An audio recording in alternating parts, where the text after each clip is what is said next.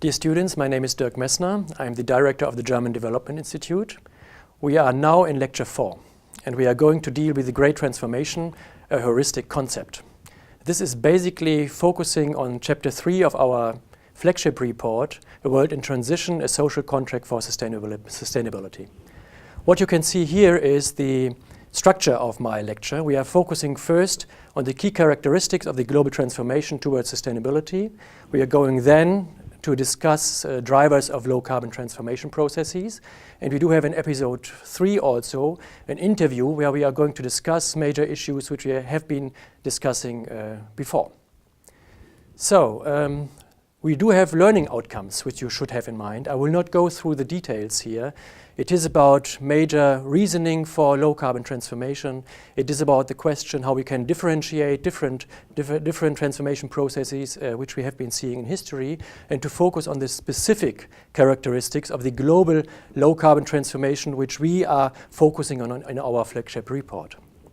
So I would like to start with the major question which we have to have in mind. Why a global low-carbon transformation?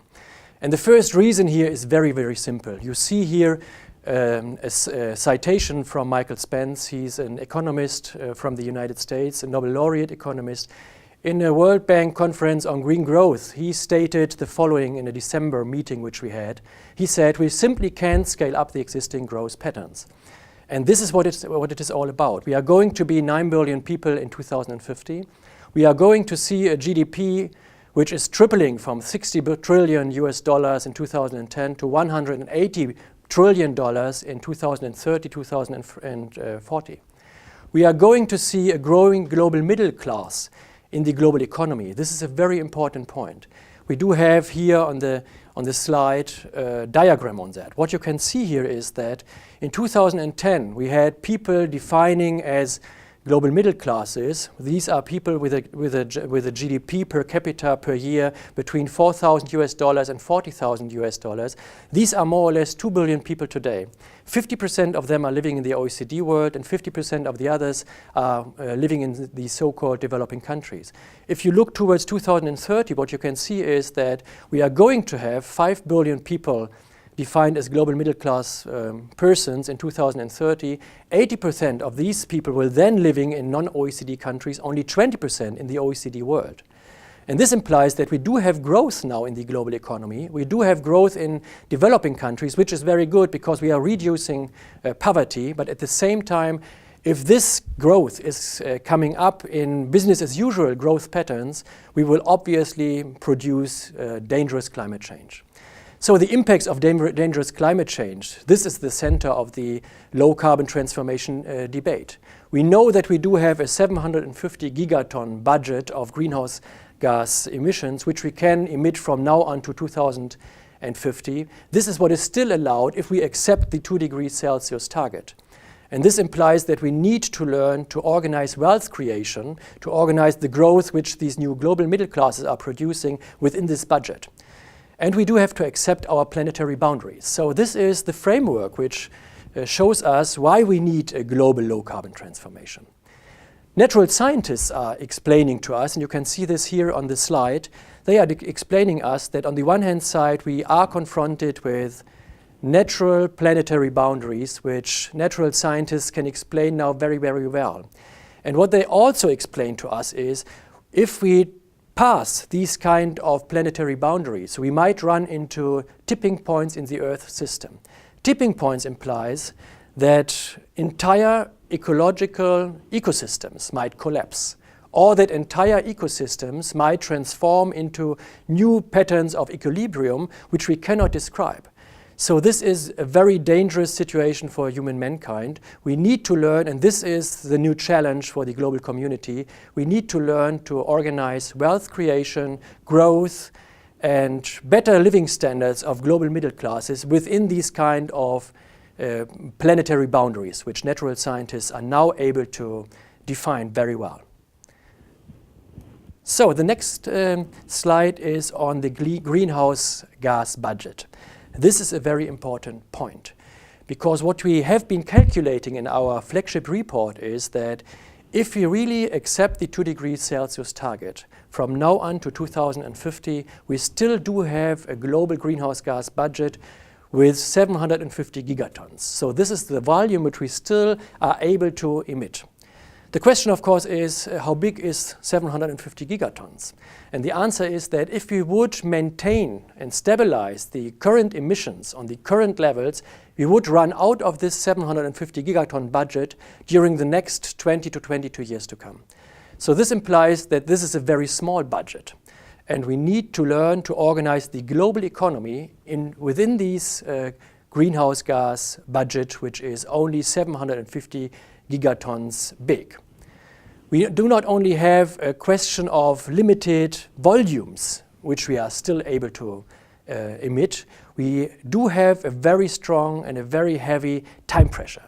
What you can see here in this diagram on the left-hand side is that if we would be able, or if we would have been able to stabilize and then to reduce our global greenhouse gas emissions in 2011, we would have need to reduce the greenhouse gas emissions during the next 4 decades to come around 3.7% per year.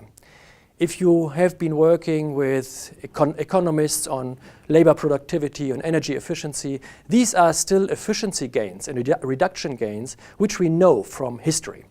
But if you look then towards the peaking point in 2020, you can see that if we would peak only 10 years later, not in 2011, but in 2020, we would need to reduce annually the global emissions by 9%.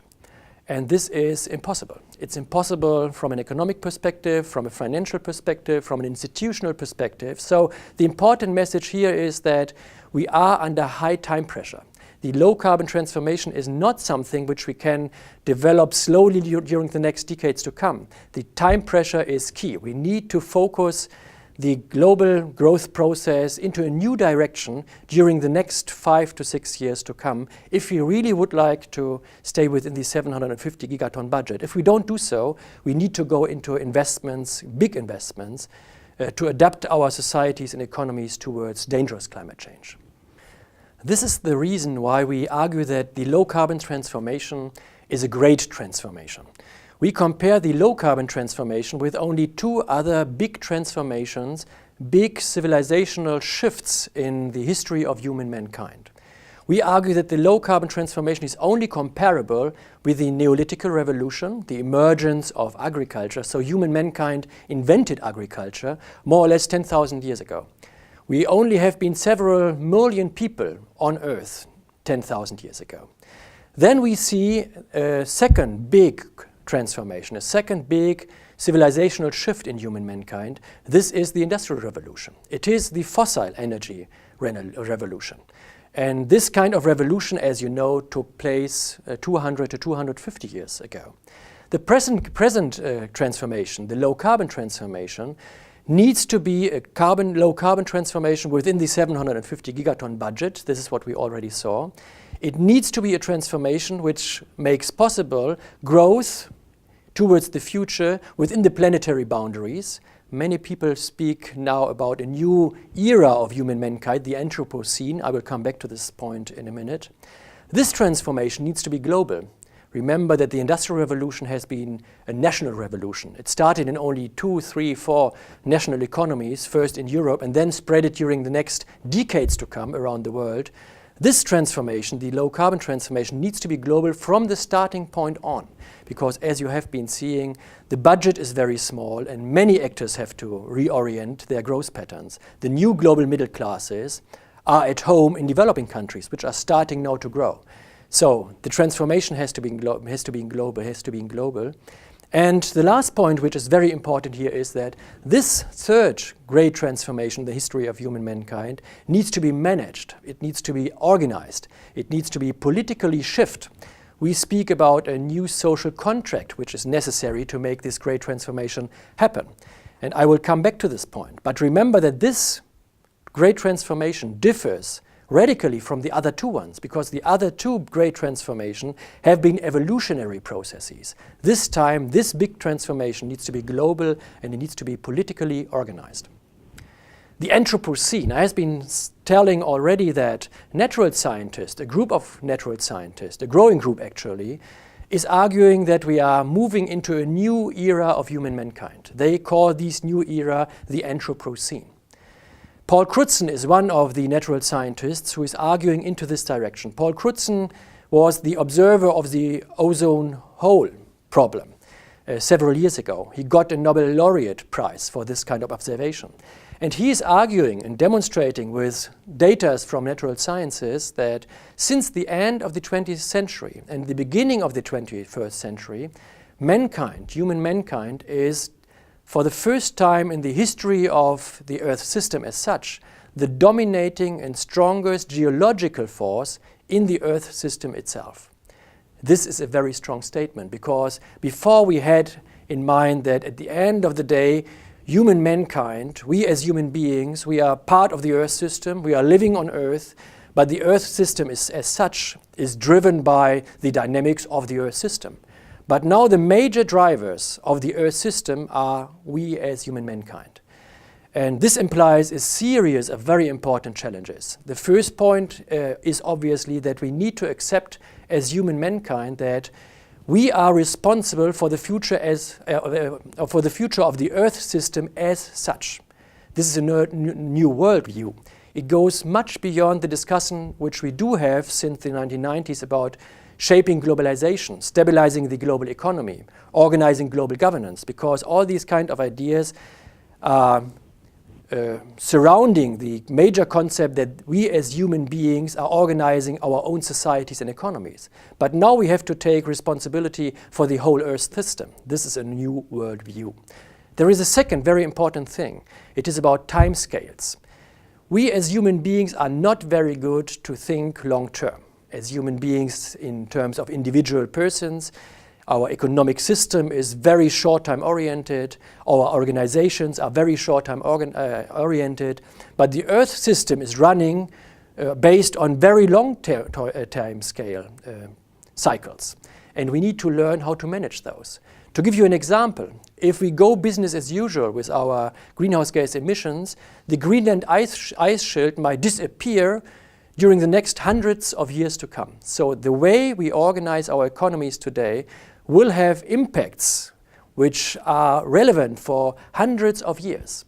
We do not have experience as human mankind to organize these kind of time schedules. So this is a second very important challenge. And there is a third very important challenge which I already mentioned, and this is that 9 billion people in 2050 becoming wealthier need to organize wealth creation, social progress within the Earth system's boundaries. And what this would imply, for example, is to reflect on what we might call an Earth system charter. What we do have currently is the Human Rights Charter. This is how human beings interact between human beings. We do have international law. This is how states interact between states. But now we need to learn how human society, how the global society can interact with the Earth system as such.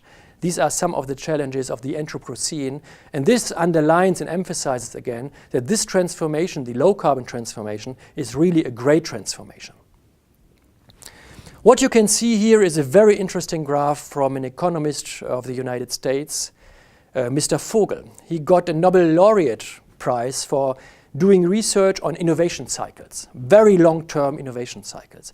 What you can see here are the two first big, great transformations of human mankind. You can see here the Neolithic revolution on the left-hand side of the slide, 10,000 years ago. You can see then the starting of the Industrial Revolution 250 years ago. And what Vogel is demonstrating is that in the period from the Neolithic Revolution till the Industrial Revolution, we saw big, important innovations in the global system in periods of 1,000 years, more or less. So this is about inventing agriculture. This is about inventing the first cities. This is about inventing irrigation systems. This is about inventing writing, mathematics. So we have been doing innovations since the Industrial Revolution in periods of 1,000 years. and then look to the starting point of the Industrial Revolution, what you can see here is that innovations are coming up in a period of only 20 to 30 years' time. So the Industrial Revolution has been a fossil revolution, but it has also been a revolution based on the acceleration of innovations.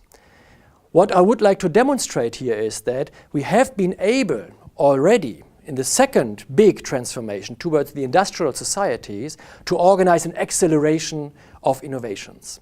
This is what we need again. Now we need innovations to organize a low-carbon global economy.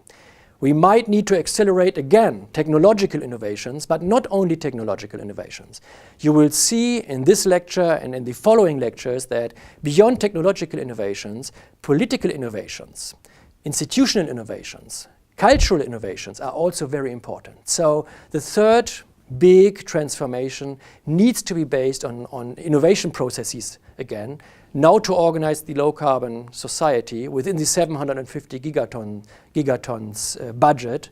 And to interpret this diagram in a positive manner, what we can see is that we have been seeing enormous technological progresses and also enormous innovations in terms of how we organized our societies during the last 10,000 years of human mankind, of modern human mankind. So, how to understand these kind of great transformations? Which theories and concepts could help us? This is not an easy task to answer. This is not an easy question to answer because there is no single theory which is really able to explain these kind of big shifts in human civilization. So in our flagship report, we went through different strands of literature, trying to bring together different strands of knowledge to explain what this kind of great transformations in general, the last three big great transformations, and the last transformation, the new transformation, the low carbon one, is actually about. The following literature strands are important. We need to go into historical research. You might remember Karl Polanyi, the concept of the great transformation, which we also follow in this flagship report, has been invented. The term as such has been invented by Mr. Polanyi. Mr. Polanyi argued, analyzing the market economy of the 19th and 20th century.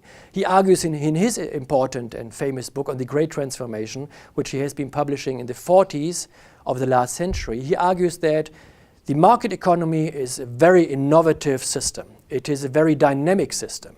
But it is also a system which produces permanently social transformation processes and social confrontations in our societies. His point was that capitalism and market economy will only be stable if human mankind is able to combine market economy with democratization and social welfare systems to bring social and political stability into the highly dynamic market economies. His great transformation was democracy and social welfare systems can stabilize the market economy. Our great transformation now is about bringing a low-carbon transformation forward and decoupling wealth creation and growth from resource consumption and the emission of greenhouse gases. So there are many interesting historians which have been analyzing the global economy of the last hundreds and thousands of years, which we can learn from. We also are basing our flagship report on scenario building processes, on system analysis. We call this in our flagship report the laboratory of the future. The laboratory of the future. So with this kind of methods, we can describe well scenario building processes, integrated system analysis. We can describe how the world might look like in 2020 and 30 and 40. We need to make these kind of scenarios in order to know how to reorient our growth patterns, our institutional systems. And we do have the methods now to do this kind of looking into the future. We do have several lectures around these kind of integrated systems analysis within these lecture series on the great transformation towards the low carbon economy. We also are focusing in our flagship report on innovation theories and organizational theories, because from these theories we can learn how incremental innovations work and how radical change is coming into organizations, societies, economies. As I already said, the great transformation needs radical change and radical transformation processes. So we can learn from these innovation theories how this kind of processes are emerging and then stabilizing. We also go, of course, into the theory around the transitions towards sustainable development from Rotmans, Grin, these are colleagues from the Netherlands. They are focusing on co-evolutionary processes. They are focusing on agents of change. Many of their ideas have been brought into our flagship report also. Most of this work has been focusing on local and national dimensions of transformation still. We are interested in the global transformation processes, but of course we can learn from these transitions to sustainable development approaches. There is a last strand of literature which I would like to focus on. It is the actor-oriented institutionalism. I said that the great transformation will be a politically shaped transformation process. And this implies that we need to change institutions, and this implies that we need to have in mind actors which are changing institutions. And in our flagship report, we are therefore working with a concept which has been developed by the Max Planck Institute for Social Sciences in Cologne, which is called the actor-oriented institutionalism. They are arguing, and I will come back to this kind of concept, they are arguing that if we would like to understand how societies change, we need to have in mind three different dimensions which are interacting. There are the actors with their interests, and these kind of actors are embedded in power constellations. So this is what we call in political sciences the world of politics. It's interests, it's actors, it's power. Then we do have a second dimension. Actors are not only fighting for their interests, they are also working with specific cognitive frameworks which our societies are focusing on. The welfare state is such a concept. The neoliberal economy is such a concept, a cognitive framework. The Washington Consensus of the World Bank and the IMF in the 90s and in the 80s of the last century has been such a cognitive framework. So this is about cognitive frameworks and approaches in which we trust. And there is a third dimension which is important to understand how societies are changing. And this is the world of norms and values. It's about what we understand on fairness, what we find acceptable in terms of distribution of income. This is what Elinor Ostrom has in mind when she talks about appropriate behavior. So these are the three dimensions which are pushing forward our societies. And as you will see, when we talk about the great transformation, we need to have in mind that in this great transformation, all three dimensions, the power dimension, the cognitive framework dimension, and the norms and value dimension, all these three dimensions need to change. This is very important for scientists as us, because we are an advisory body to the German government. And what we normally do is we focus on defining political instruments and institutional changes, which we then discuss with our political decision makers. This time it is different, because this time it's not only about specific instruments which we would like to see implemented, it is about the change of the social, institutional, normative and cognitive fabric of our societies as such. So the green transformation goes beyond getting the prices and the policies right. It is about the transformation of our economies and our societies on a global scale as such. So, drivers of transformation, learning from the past. I have been talking about learning from the future. This has been based on scenario work which we have been developing in the context of our flagship report. These are some lessons which we are learning from the past, which we have been learning from historians. I said before that learning from historians is very important in order to understand better how transformations actually take place. And we have been going through the literature, analyzing different types of transformations, not only the very big ones, the Neolithic revolution and the Industrial Revolution, but also medium-term oriented transformation processes to understand where the drivers of these transformations are. And we found 4 very important drivers of transformation processes. The first very important driver which we found, learning from the past, was the vision dimension. So if you would like to change profoundly a society, a sector, a policy, you need to understand and you need to make clear for citizens how the future will look like. A normative perspective is needed. We discussed in our flagship report the abolition of slavery as an example for a vision-driven transformation, but also the European Union as an example for a vision-driven transformation. After 2 world wars in the last century, which started in Europe with Germany as a driver, the European Union was a vision-based political project, so visions are needed. A second important driver of transformations are technologies. Rapid diffusion of innovations. The IT revolution, the internet is an example for that. We need technology in this big transformation also. It is about low carbon technologies. It is about organizing cities with new technologies which are radically low carbon efficient. It is about new energy systems. So technologies are very important. There is a third driver of transformations, is very important in this situation, but we haven't found many examples for this kind of transformation, unfortunately. It is about knowledge-driven transformations. Speaking about knowledge-driven transformations, what we do have in mind is that based on our knowledge, based on research results, we act based on precautionary principles. So we do see that in the future we are going to have problems, and therefore we start reorganizing our societies and economies today.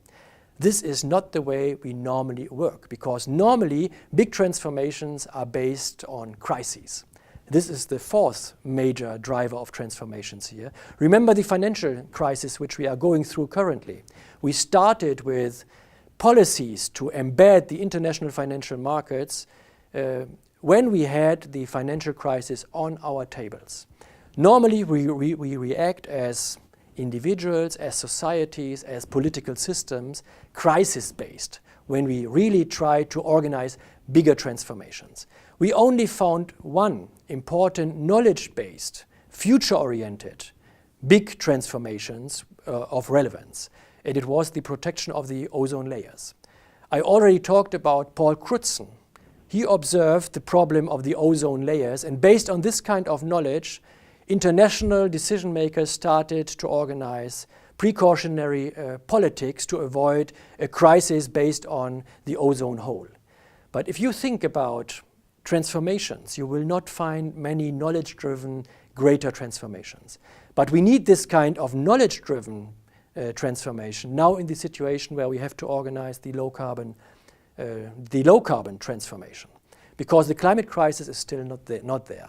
The big climate crisis, the big impacts of dangerous climate change, they will emerge in the 2030s, 2040s, so in 20, 30 years to come. But we need to react now to avoid these kind of crises, so knowledge-driven transformations. Not many examples in human history. This is something where we need to be much better now in this 3rd big transformation of human mankind.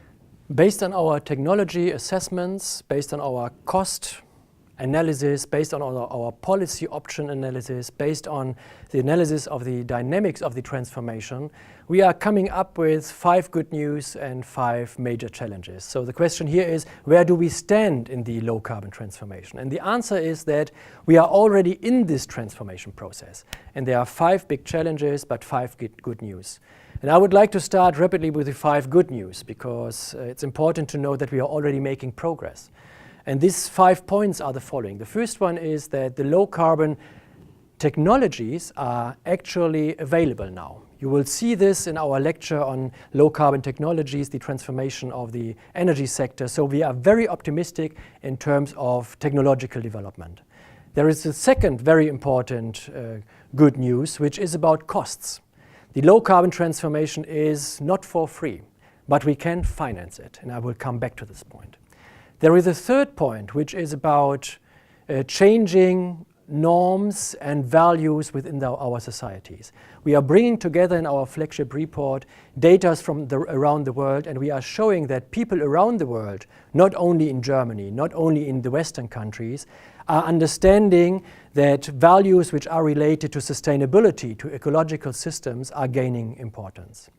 The fourth element which we do have here in this list is about global knowledge networks. I already said that we are under time pressure. The low carbon transformation needs to take place during the next decades to come, and we need to start now.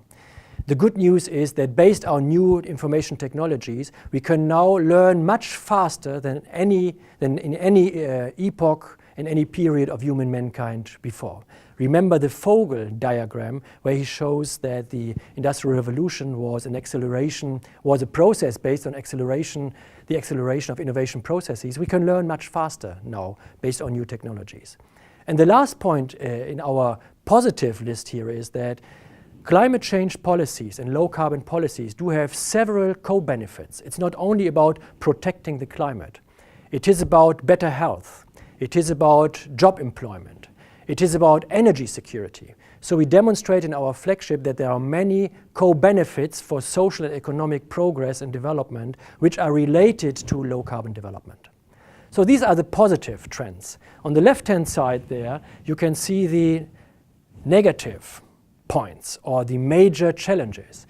And we see 5 of these major challenges, barriers. And we need to have them in mind in order to be not naive and in order to be realistic in terms of which kind of policies we need to overcome these barriers. So the first point is about path dependency. Path dependency in terms of we need to overcome the industrial structures of our economies. Most of our industrial structures are still high carbon. Most of our technologies are still high carbon. So we need to change the structure and the orientation of our technological development. It's also about politics, because we do have actors in our society and in our economy which are basing their wealth and their power on high carbon trends and high carbon technologies. So changing the pattern is also a question of politics, of power politics. We do have one chapter in our flagship report which is labeled "It's Politics Stupid." So path dependency. Path dependency is also important on the individual level. It's not only about politics, industrial sectors and technologies. John Maynard Keynes wrote one very interesting sentence which is relevant for our discussion here also. He said that inventing and developing new concepts and ideas is actually relatively easy. The real challenge is to forget the old ones. So being path dependent in terms of reflecting and observing things with and based on established cognitive frameworks. So this is the first important barrier. The second important barrier is the time framework. We need to shift our growth patterns or start to shift them radically during the next 10 years to come. We need to reorganize our international energy systems during the next 50 years to come. So the time framework is very, very challenging. The third element is that currently we see different blockades in the international arena in terms of global cooperation processes. Have a look on the climate negotiation process, have a look on the WTO process. There is no progress in many of these areas, but what we need for the low carbon transformation is global cooperation. So this is a big area, how to improve global cooperation. The fourth point, which we do have on our barriers list, is about urbanization. And I will come to this point in a minute. And the last point, which we do have in our list here, is that we have still a very big and very important supply of cheap coal available. And unfortunately, many of the big countries, rapidly growing now, do have cheap coal supply still available. This is true for Indonesia, for South Africa, also for China. So cheap coal and how to manage the cheap coal problem, this is one of the 5 barriers which we describe in our flagship report. So let's go a step further. And this next step is towards the 3 transformation areas which we analyze in our flagship report. And I will be very brief here because we will have a lecture focusing on these 3 transformation areas. But the question here is only to answer what needs to be transformed. If we talk about the low carbon transformation processes, what kind of sectors do we need to have in mind? And those are 3 sectors which we need to have in mind. The first one is here on the top, the energy system. The energy system is responsible for more or less 70% of the greenhouse gas emissions, so reorganizing the global energy sector is the first important challenge. The second important challenge is here on the slide on the left-hand side, the urbanization processes. We are going to see doubling the global urbanization population from now until 2050. We will see a doubling of the urban population in Asia from 1.5 billion people to 3 billion people from now until 2030. And this is very important because 70% of the energy-related greenhouse gas emissions are coming from cities. So the demand side of the energy-driven greenhouse gas emissions are cities. And this is obviously gaining even more importance in a situation in which the global urban population will double during the next 4 decades to come. If we go business as usual in this urbanization process of the next 2, 3, 4 decades to come, the process of dangerous climate change is absolutely unavoidable. An important issue here is that if we build cities now, high carbon, medium carbon, these are long-term investments with a high potential of path dependency. So this implies that it is very important to organize the global urbanization dynamic, which is the strongest urbanization push in human history, in a low-carbon way. And the third element here on the right-hand side of the slide, this is land use. Land use is about protecting the forests, and land use is how we organize agriculture. Because 30% of the greenhouse gas emissions are coming from these sources, land use change. We are making some progress regarding deforestation, so we are stopping deforestation in several regions around the world. We are not making any progress in terms of organizing low-carbon agriculture. We know how to do that. There is no progress at all. So the energy system is something which I would like to go through very rapidly. You are going to listen to my colleagues which are giving the lecture on the energy transformation processes. They are going into the details. This slide here is important to see because what you can observe here is that coal, which is still available, would imply, if we would burn it, would imply an emission in a magnitude between 30,000 and more than 40,000 gigatons of greenhouse gas emissions. I talked about the 750 gigaton budget still available. So we need to go into the low-carbon transformation of the global economy, not because we are running out of fossil fuels. Fossil fuels are still there. Coal is a major issue, as you can see here. We need to reorganize the energy systems. 3 major points. It is about organizing a new mixture of energy sources from fossil-based sources.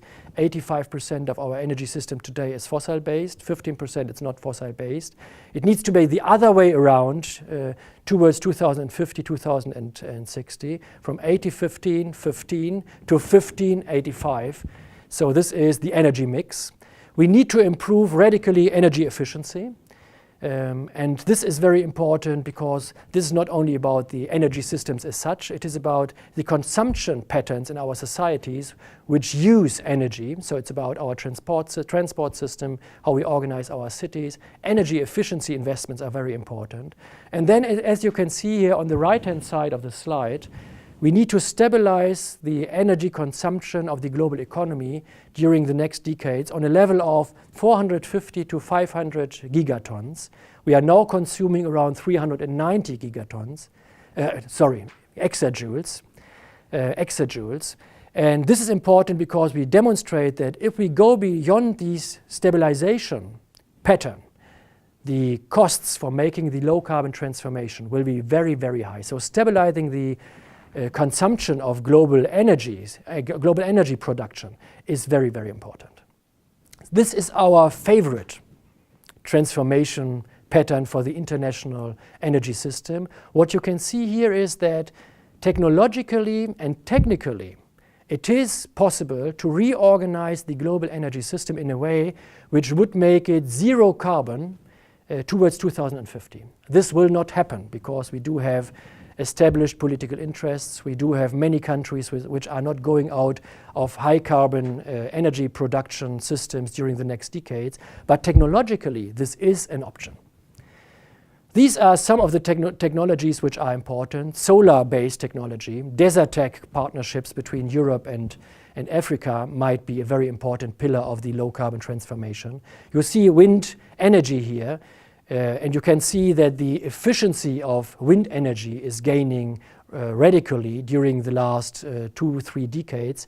An important message here is now we do have the technologies in the energy system to make the low-carbon transformation. Remember the Chernobyl disaster in 1986. In this situation, there was no option to go for low-carbon technologies beyond nuclear energy systems. Now we do have these kind of options. This slide is crucial.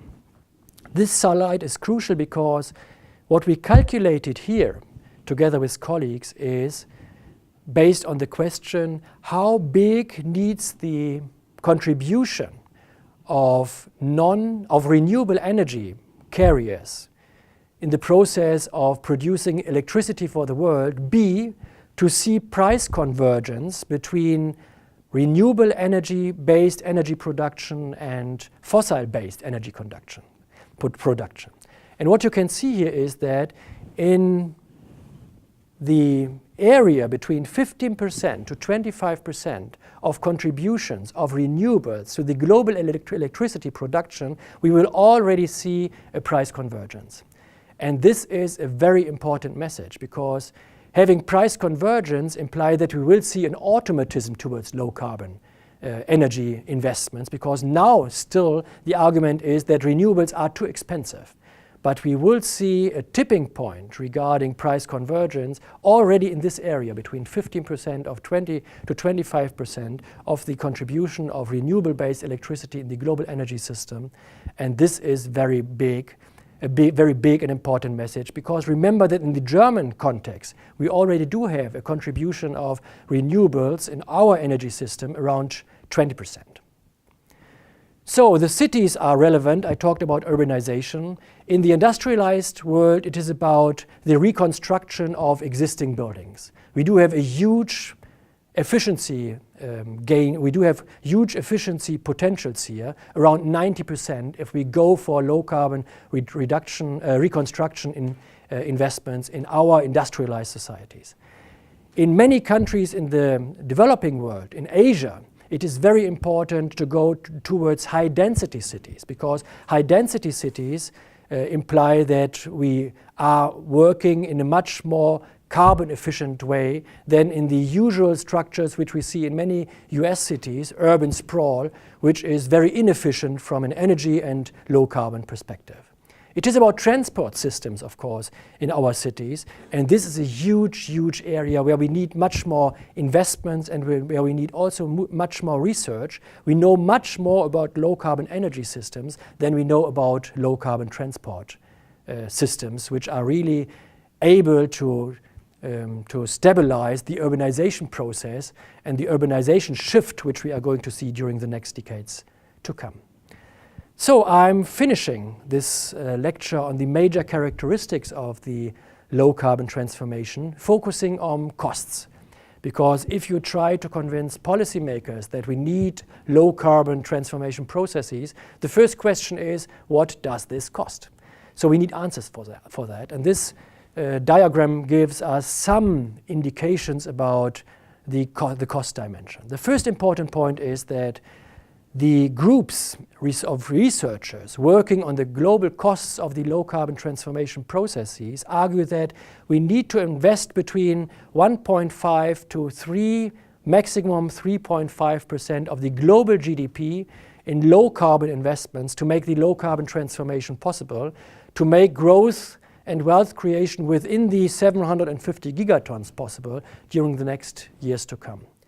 So 1.5 to 3.5% of the global GDP It is a lot of money, but we can manage this. This is not a cost structure which will produce financial crises. I will give you an example from a national context in my own country.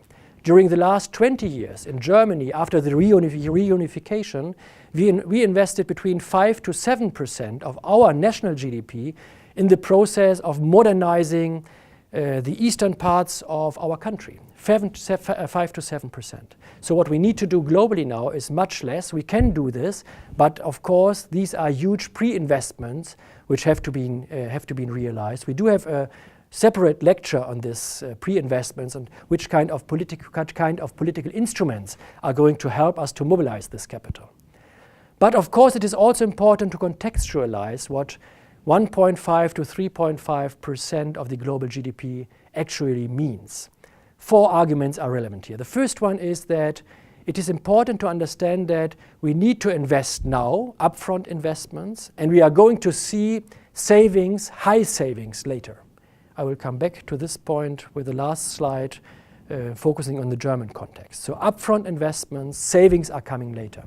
The second point is all studies are showing that the costs for climate damaging are much higher than the costs for mitigation investments.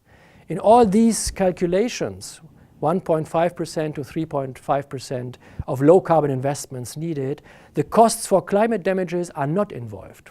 So if you balance these two kinds of investments, mitigation is cheaper than adaptation to climate change. A third argument is very important here. Currently, we do have in the global economy global subsidies for fossil energy in a magnitude between 1.7% to 1.5% of the global GDP. These are around 500 to 800 billion US dollars annually. So if we would shift this kind of subsidies into low carbon investments, this would have a major impact. And the last point is that don't think about low carbon costs only in terms of costs. Think in terms of improving the investment ratio. So these are long-term investments creating employment and avoiding damages of climate change. We need a debate about low carbon investments and not only a debate on low carbon costs. A last point which is relevant here for this slide on the right-hand side is the structure of the investments needed globally. This is important because many people have in mind that the major investments are going into the energy sector as such. This will not be the case. 20% of the investments needed are going into energy infrastructure.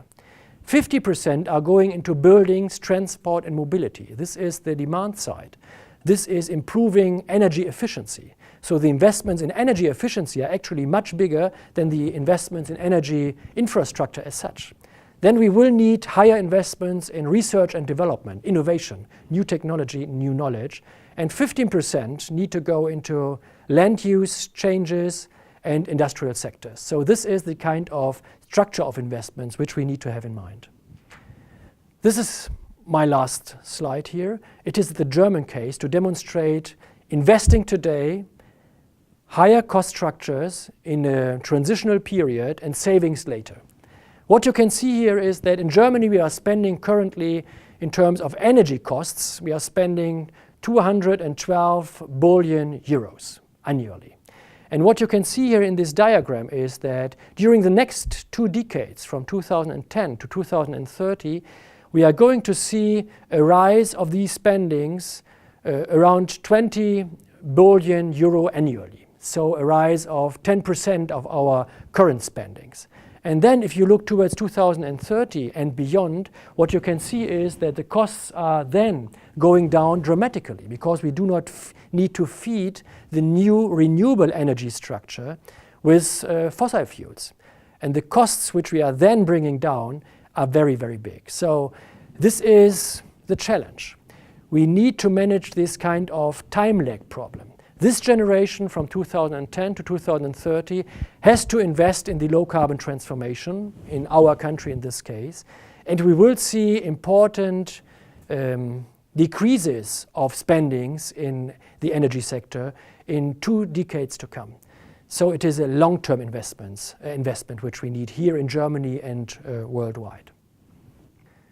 Dear students, these has been important characteristics of the low carbon transformation. And here you can see some exercises for your self-study. I've been structuring the exercises in 4 parts. It is about the planetary boundaries, which we have been discussing. It is about the historical transformation processes in the past and what we can learn from these transformation processes. It is about transformation and action in different sectors, and we have been focusing on different sectors. And the last point was that we focus on the cost structures and how we can interpret the cost structures and how we can think about the costs in terms of long-term investments which are then producing lesser costs or cheaper energy supply in the future to come.